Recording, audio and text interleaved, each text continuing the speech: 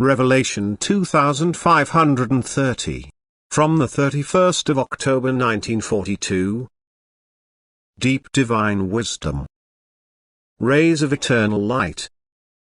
Anyone who is able to penetrate the deepest depths of divine wisdom need no longer fear that his soul will be lost, for he is seized by God's love which irrevocably draws him to himself. And if the human being is granted trials on earth, his soul will only turn even more inward and enter into union with the Spirit which inexorably pushes upwards. And ever greater knowledge is his share, for the Spirit from God knows no limits, and the human being constantly draws from the source which offers him divine wisdom. This is God's great love, that he allows the human being to participate in his light while he is still alive on earth, that he lets the rays of his eternal light fall into the human being's heart so that it will become bright in him. And light is knowledge, light is divine wisdom which can never be surpassed and yet remains eternally the same. The truth from God.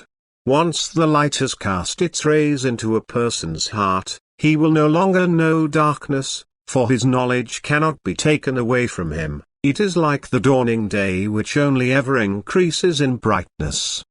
The walls that barred the light from entering have been torn down, and now the stream of divine love inexorably floods into the human being, who thus increases in wisdom and thus also in strength. The body does not always feel the strength, yet the soul constantly pushes the strength upwards, and every day brings it progress.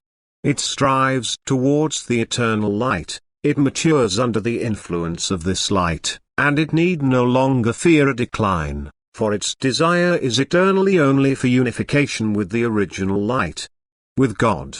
And where knowledge is, there will also be love, for wisdom cannot be thought of without love. Knowledge impels the human being into loving activity, and this increases his knowledge again.